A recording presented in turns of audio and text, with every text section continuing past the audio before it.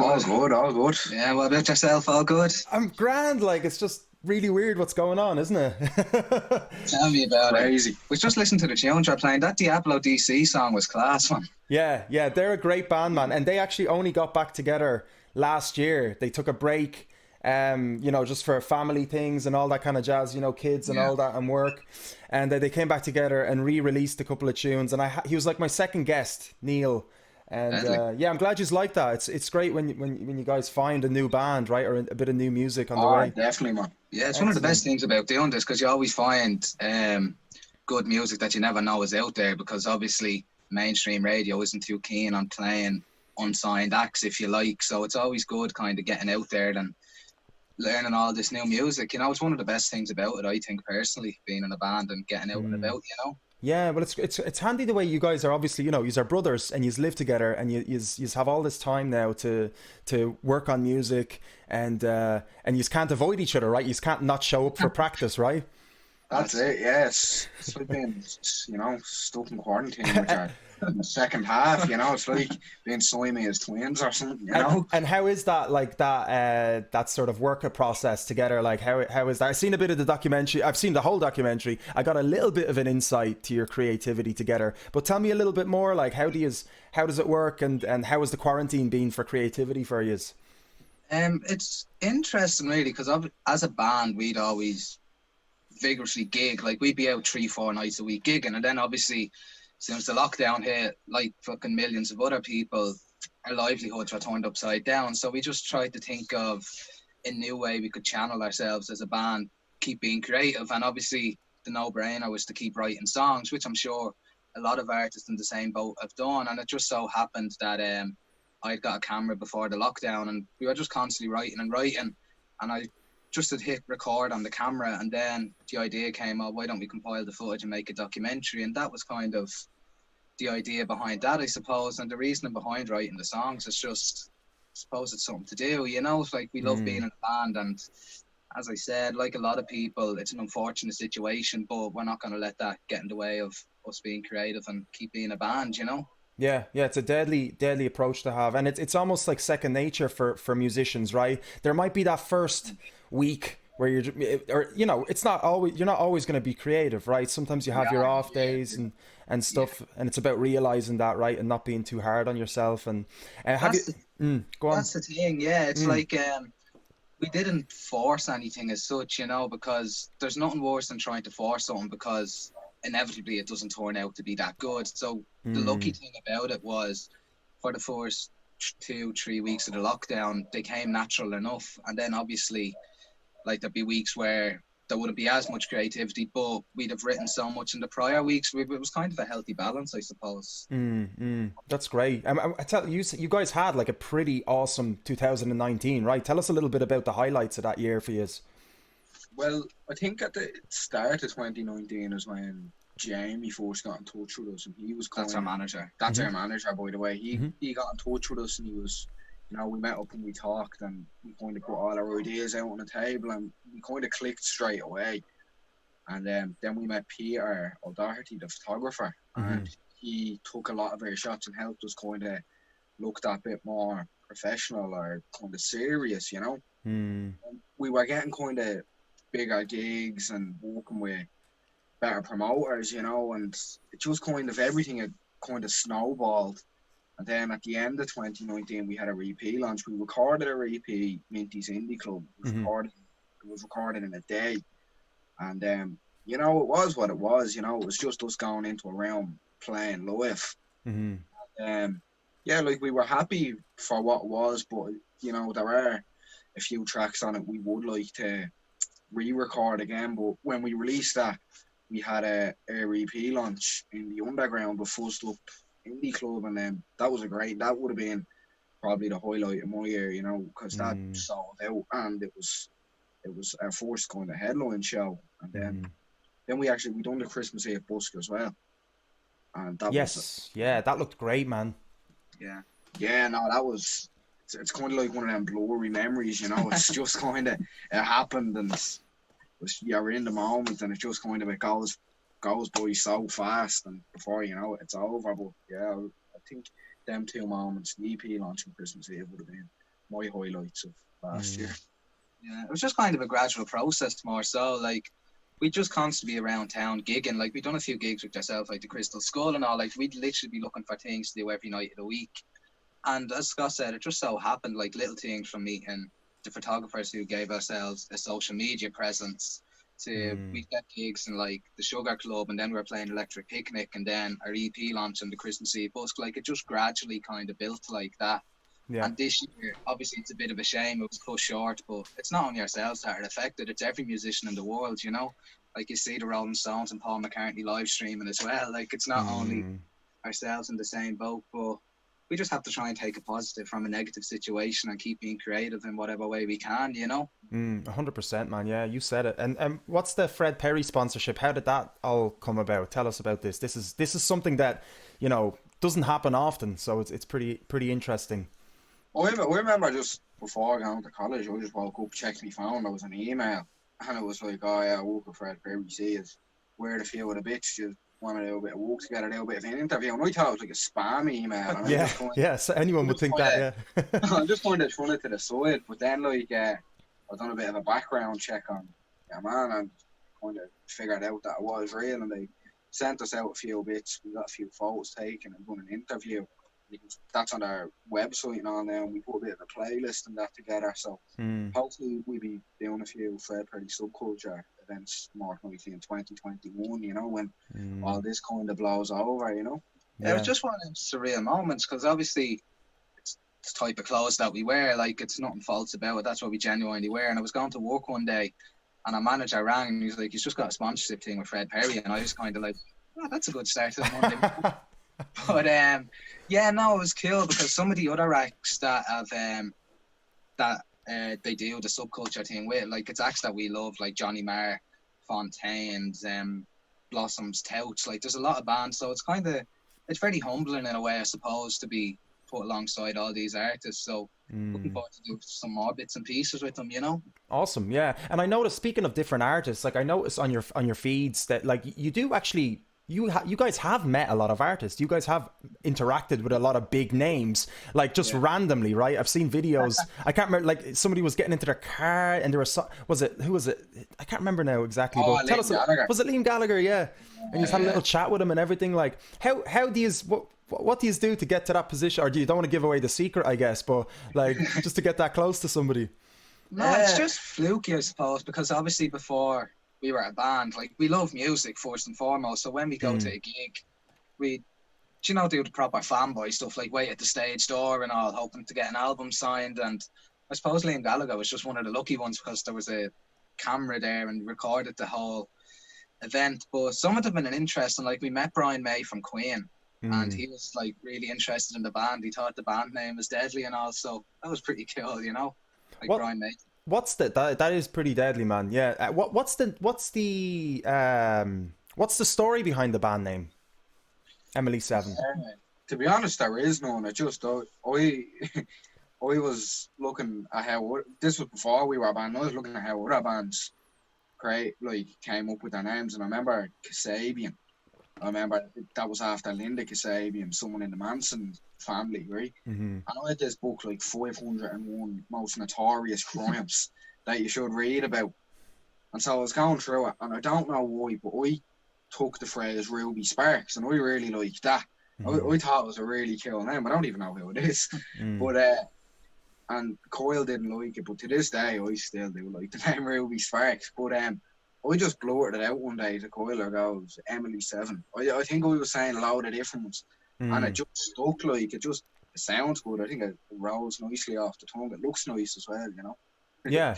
It's nice to have a number in your name. Like, it's it stands out a little bit. It's very kind of, I don't know, it just looks nice. There's something about it, you know. And it sounds better than Johnny 6, so yeah. Yeah, I suppose you can make a 7 look really good in a logo as well, can't you? Yeah. That's a good idea, because it is a lot about branding, of course, as well. It's not just we talk about this a lot with artists, you know, and it's and you guys are realizing it, obviously, you know. It's not just the music, right? It's about the image, it's about the advertising, it's about getting people to your page, right? Yeah, definitely. Like, it's It all kind of it like 70% us humans as creatures, 70% of all information we take in is visual. So it is all about what people see. If they see something that they like and it coincides with something that they hear that they like, it's people are going to like it, Like Yeah. it's just one of them things. Like some people mightn't like it, but at the end of the day, a band has to be a brand as well.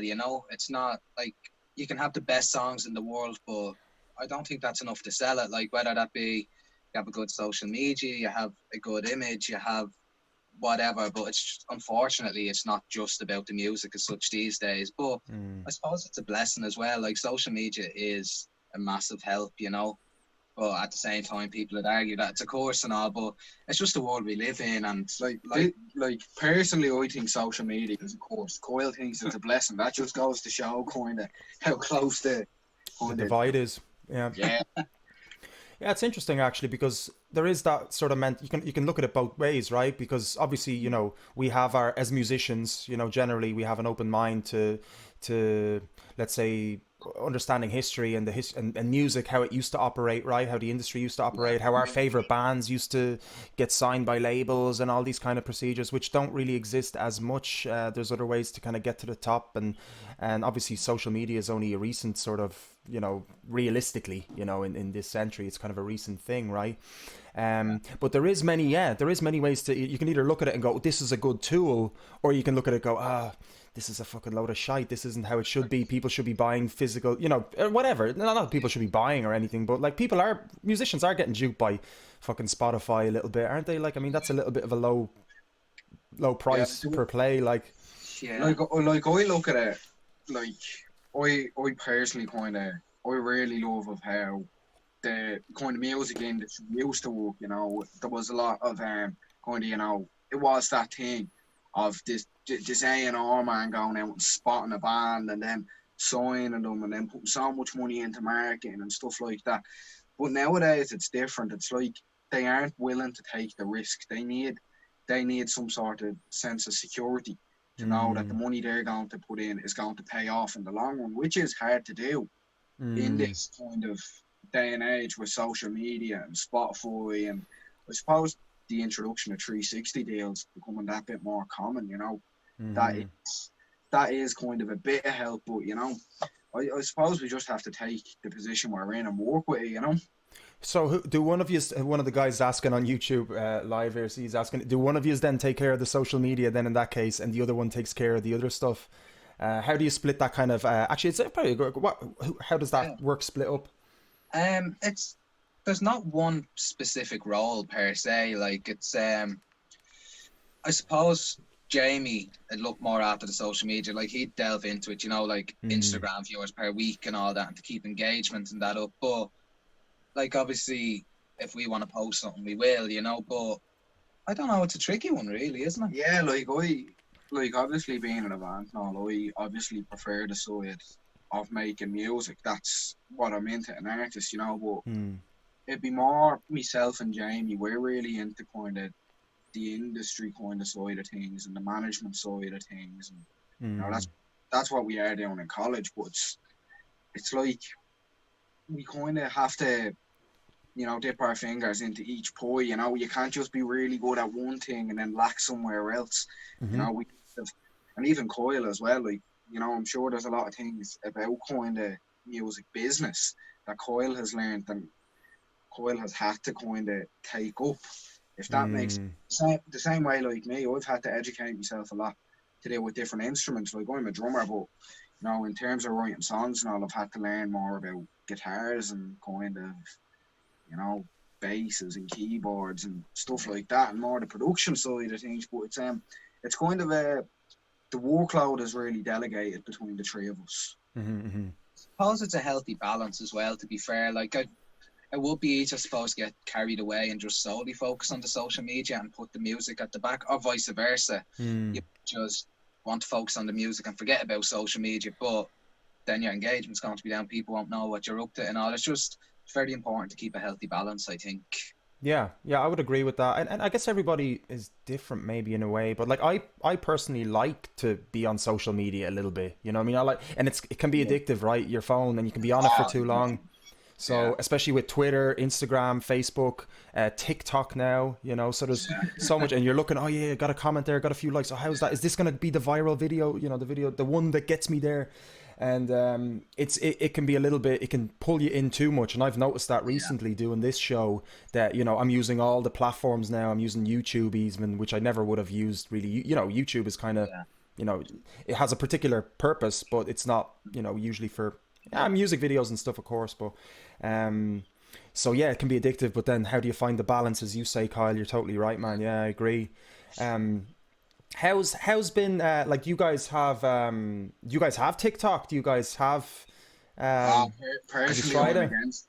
You're against it. I'm not surprised. I can't. I have like group chats and my friends are always sending stuff in. Yeah. And I'm just like, oh Jesus Christ! I don't like. I feel like I'm a bit kind of addicted to like Instagram and Facebook and all that. I don't need another one yet to kind of waste more time on. That's how I'm looking at it. You know, every once in a while I'll go on a technology detox to kind of get it all out of my system. You know. Mm-hmm. Fair play, fair play. Do you guys want to play some songs today? There's no, I don't know if I asked you guys. There's no pressure if you want to just have a chat. Yeah, I don't mind, man. Depends how we're going for time. If we have time, we'll do a few tunes towards We're the good. end, even, you know. Yeah, we can do. Do you want to just play a track now, and then and then if something comes to mind, I'll ask you a question, and if not, you can just play a second track, and then we can see how it goes. Deadly, nice one, guys. Levels okay? I think we're good. Yeah, this is a song called "Stay." We put it on our EP, and it's always the best received song when we do it live. But I don't know. I don't think we done it justice on the EP, so we went in and re-recorded it in Darklands. Great studio. Dan. Dan's so sound. He's fucking class. Like, so. He's he did stuff for the Fontaines, right? Yeah, they recorded all their kind of earlier work there, so it was, even that in itself was deadly being in that studio, you know. So we went in and re-recorded that with him, and it sounds amazing. We're just waiting, like, it's mixed and mastered and ready to go, but we're just trying to think of an appropriate date to release it, you know. So hopefully be sooner rather than later. So we'll do that for you now. Nice one.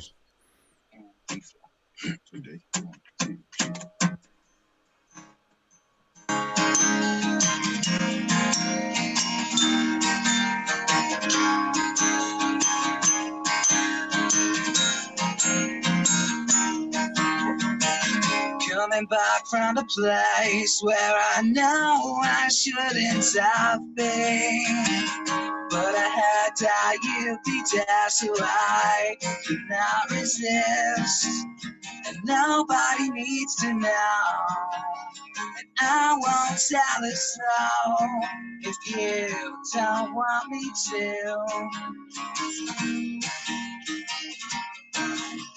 Lying in bed, I light a cigarette, 'cause I can't get no sleep, and all that you said I'm repeating me head for the past couple of weeks. I think I said too much, or maybe not enough to you.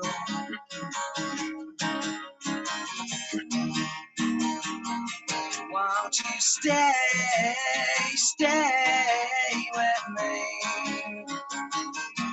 Won't you stay with me?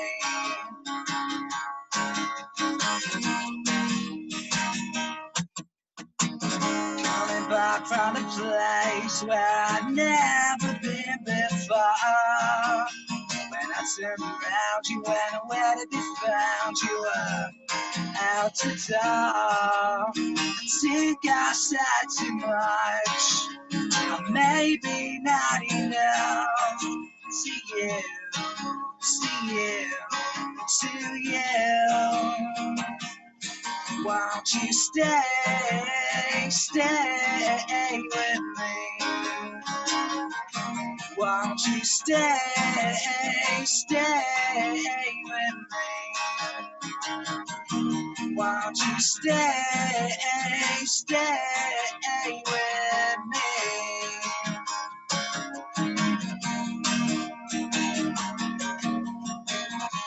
miss the last bus home, it means I can't be alone with you. For the nights are our too.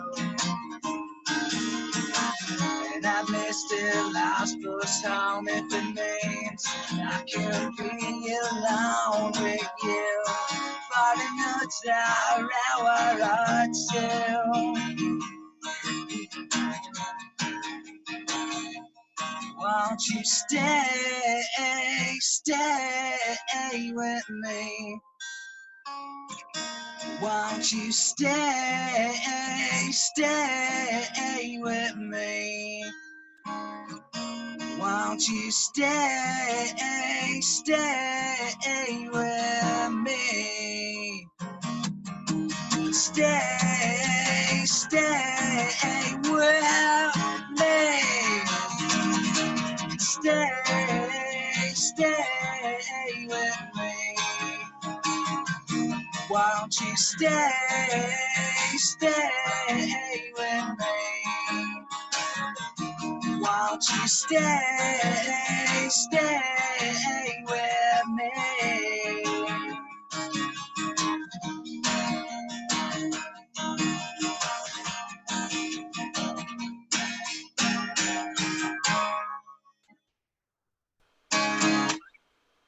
Awesome.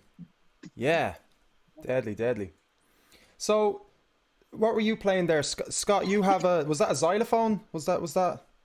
Yeah, What do you have there? I started at the start. Yeah, I got the xylophone Great. for like 12 quid and little. But, Yeah. Still learning how to work it. Brilliant. He's a little advertiser in secret. That's the shameless plug. Like. Well, you got to do it. I mean, no, it's great. Like, I mean, it's nice learning because you're mentioned, yeah, you, as a drummer, you're kind of learning a few more instruments and hither and thither. And Yeah, that's it. yeah, Like, it's great. I'm trying to kind of pick back up guitar. I used to play guitar a bit, but I just fell off that kind of wagon and started drumming. But I'm trying to kind of get myself back into it a bit more, you know. Great, great. And how about singing? Do you like singing, or you don't do that? Yeah. It's only on karaoke nights. After a few pints, is it? Deadly. I saw that. So stay. Okay, so you played that at the Busking event. From my recollection, that video is up on YouTube or Facebook, I think, right? One of those. Yeah. And it was just real, like, because on the build up to Christmas Eve, like, we'd be playing gigs, and then for some reason that song just caught on. Like, anytime we'd be playing it, during the kind of middle late part, we'd die it down, and then he'd get the crowd to sing along. And it just so happened then that was kind of the later half of last year, and it became a thing at all our gigs, people would sing along. So I remember on Christmas Eve, Glenn Hansard asked us, did we want to go up and do a song? And it was just kind of a no-brainer, we do that one. Now, it wasn't a guarantee that people would sing along. We could have failed miserably and nobody else sing back. But yeah, it was just one of them amazing moments to see a crowd that big. Like, there was probably 1,000 people or something there on such a good occasion. It was, yeah, one of the best Christmas presents we could have asked for, because we always used to go in and watch on Christmas Eve, you know, the hope of seeing Bono and all that, and we'd always be at the very, very back, and it was kind of it was one of them humbling, kind of gratifying moments when we're the ones actually on stage, and when you look out at the back, remembering that the previous year, 2 years, we were at the very back looking at the people performing. So it was just one of them I'll never forget moments, you know. Yeah, it's amazing how that transitions, right? You're just looking back and you go, well, I was back there, and now everybody, the 1,000 people, are singing your song back to you. Yeah, it was one of them, you can't describe it really, you know, like from an idea that stems in your head in your bedroom to kind of getting to that stage. Like, as I said, I'll never forget it, you know. But not just that, but any time we do it in particular, it's amazing just to hear the reaction people give us back, you know. It's very humbling. Yeah, no, it's an amazing... you can't really compare that feeling to much else, right? When you have the crowd sort of giving you something back, all that energy, right? Yeah, like, because obviously, I'm sure you know yourself, like, there's some gigs you could do, and no matter how much you try, the crowd just aren't into it, like, they couldn't be arsed. But the ones where they're really into it, like, there's no better feeling, honestly. Like, you wish you could describe it to somebody, but yeah, I wish everyone could describe that feeling. I'm sure it's the equivalent of fucking scoring a goal in a Champions League final, you know? Yeah, definitely, yeah. So, I remember kind of when that song kind of first came about, Kyle wrote that completely 100%. I had no input whatsoever. And he came to me and he was kind of, I was listening to it, and as a kind of music fan, I don't know, it was just kind of one of them songs that I thought was very catchy. And I seen that they'd have good bit of potential. Mm-hmm. And kind of not being biased or anything, I thought it was a really, really good song. And I just thought that, use that as much as possible. Yeah. To kind of gain a bit of attention. It's great you have that kind of awareness about each other and respect to your sort of each other's criticism, and that you touched on that a little bit in the documentary on kind of like how the songwriting process works for kind of two people in one band, right? Especially you're living together and are brothers as well. And Scott, you wrote a couple. You were quite modest in that documentary. You just said, I wrote a couple. Is there any songs like that you could name that you wrote? Yeah, we wrote one recently called Light Up the Sky, and we'll even play that in a bit, will we? Yeah. Do you want to play that next? That'd be awesome. Yeah. Yeah, we'll play that next. It was I don't know. Kyle had these kind of chords. I just walked out one day and he was messing around. There was a few words here and there, and I just kind of added a few bits to it, and I think it's a really good song. For the fact that it's the both of us too, kind of. I'd call us different people, but I don't know. I just thought that it worked out really well, and kind of since that, then we start writing a good bit more of the songs, Great, together. Amazing. Yeah, like it was one of them things. I think we even touched on it in the documentary. Like it was never guaranteed to work because it just always so happened to be me that I'd write the songs, because Scott and Jamie had focused more so, on the networking side of things and the social media, which just give me more time to be kind of creative. But when, like, obviously we're living in the same house, both of us are in a band, so we tried to write songs together. And I think over the course of the first 2 weeks of the lockdown, there was 19 new songs wrote. So, like, not all of them are going to be used, obviously, because some on pianos and all, we can't do that as a duo on stage. But I'm just looking forward to getting back into rehearsals and then seeing what ones can be used live and then add a few to our live set, Yeah, amazing. 19 songs. That's a lot of songs, man. Fair play to you both. That's great. So what's the name of this one you're going to play? Light Up the Sky. Light Up the Sky. Have you played it yet in front of people, or is this the first time? No, this will be the first time, so it'll be an exclusive. I love my exclusives, guys. Thank you.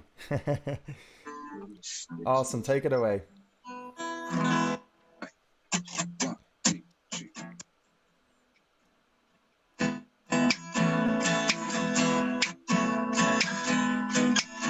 Won't you tell me what it is that is wrong? Anything at all, baby, and I'll come along and try to make you smile. I haven't seen you in over a week. It brightens up me day anytime that we speak. And always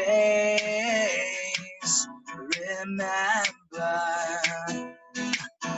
that you light up the sky when it's dark.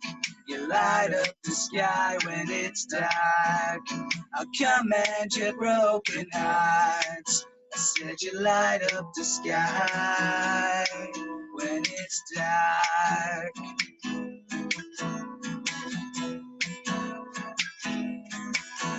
Will you meet me when the world falls asleep? Tell you all my secrets if you promise that you'll keep down. Still yourself. I said you light up the sky when it's dark. You light up the sky when it's dark. I'll command your broken eyes. I said you light up the sky. And fill me up and break me down. Tell me how I'm gonna escape this town. Hold me close and don't ever let go. And fill me up and break me down. Tell me how I'm gonna escape this town. Hold me close and don't ever let go. Oh, will you meet me fall asleep. I'll tell you all my secrets if you promise that you'll keep down to yourself. I said you light up the sky when it's dark. You light up the sky when it's dark. Oh, you light up the sky when it's dark. I'll come and your broken heart. I said you light up the sky when it's dark.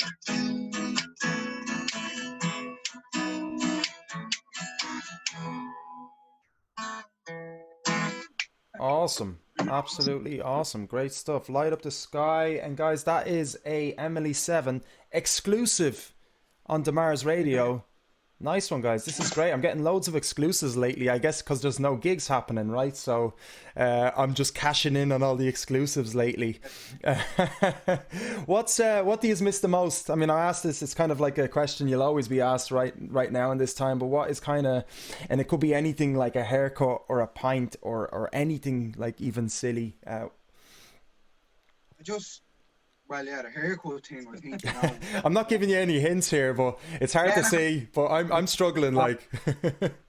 But yeah, the haircut thing definitely. But I don't know, just obviously gigging and all. But aside from that, I think just being able to go out with my mates and just random stuff, you know, whether it be hanging about in a field kicking footballs or sitting in the bookies drinking tea, you know, just being able to be with my mates having a laugh, you know.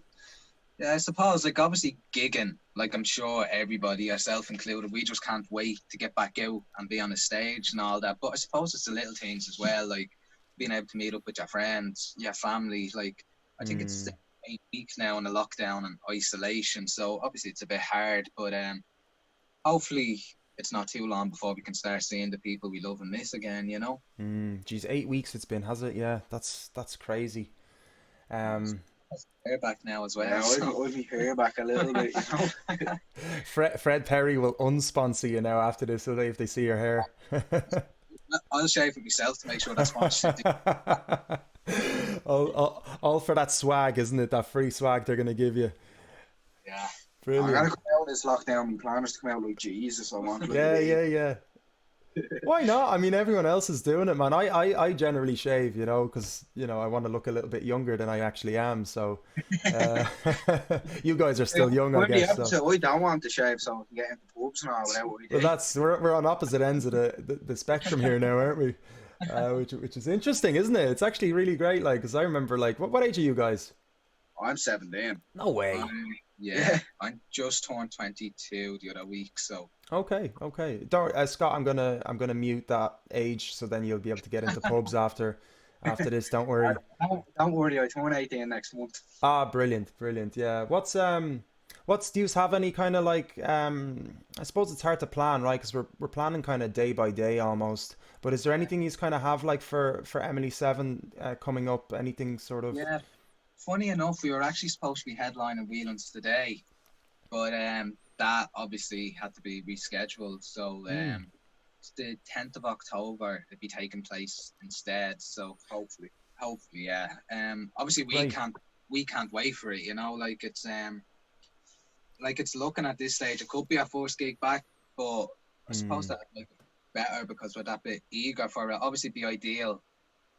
If it was possible and safe to do a few things beforehand, whether it be open mics or whatever, you know, because like I went into lockdown in March, like March till October, that's 7 months without gigging. So everybody on their first gig back would be a bit rusty. So ideally, obviously providing it's safe and the government allows, so it would be cool for live artists to get back out and test the water, you know, because it is unfortunate in a way because it's not our fault as musicians that a lot of gigs that happen in, you know, pubs and bars, which seems to be the last thing on the government's agenda, that they want to stay open that last basically, and obviously artists have to kind of oblige to what the government say, so we just have to wait and see, and when they decide it's safe to reopen things, then we'll be able to get back doing what we love, you know.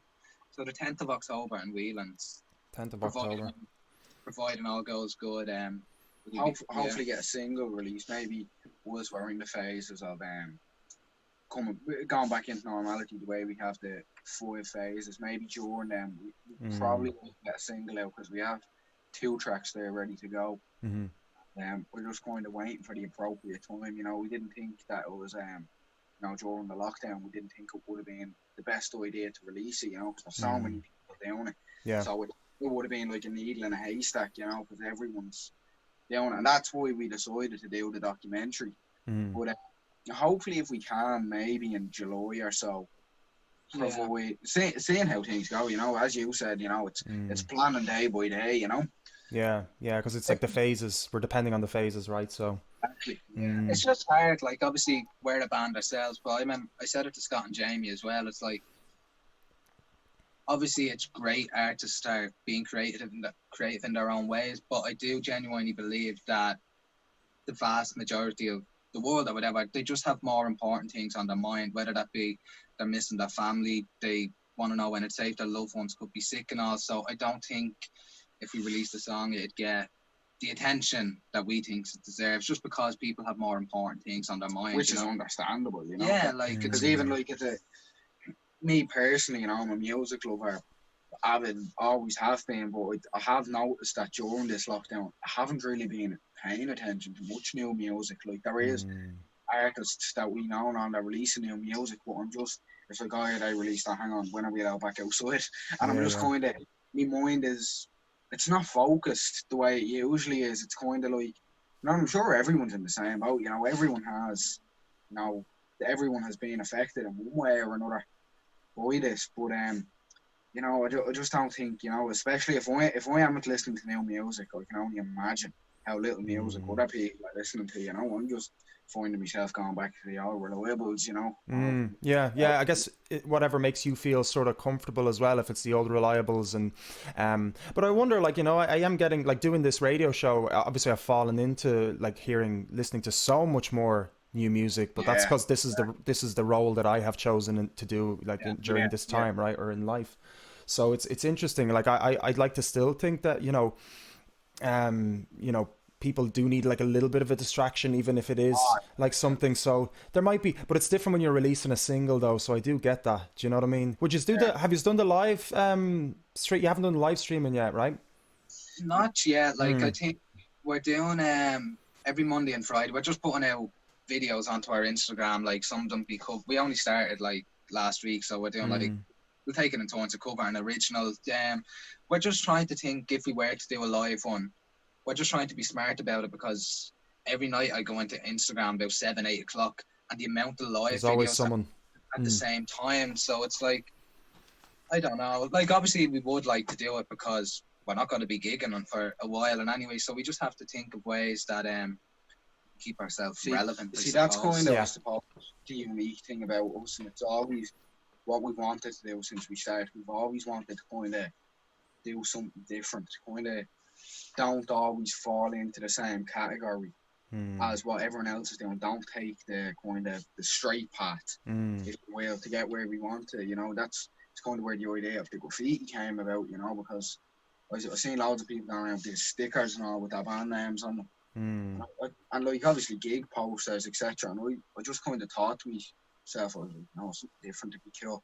And one of our mates, Hardy is his name, between the both of us, we kind of constructed this idea to spray paint the stuff around it. It's just a logo, like on a stencil. Like, it's not big, stupid, horrible looking, right? It's a stencil, right? I've seen it in the documentary. Actually, it's really neatly done, and yeah, so we have a few of them stencils because they, you know, they're worn over a while, but that seemed to get us a lot of attention. So and then even, you know, during this, we kind of thought to ourselves, like, what can we do different?